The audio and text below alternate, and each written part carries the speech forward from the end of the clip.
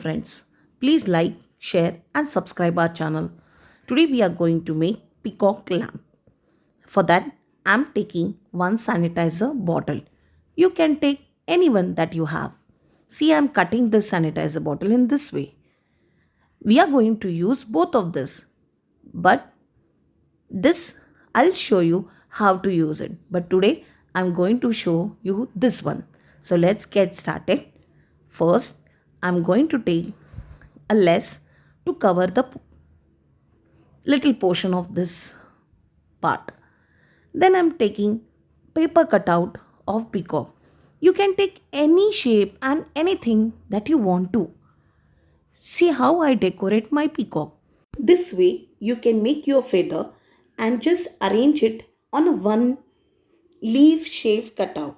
See the way I am arranging?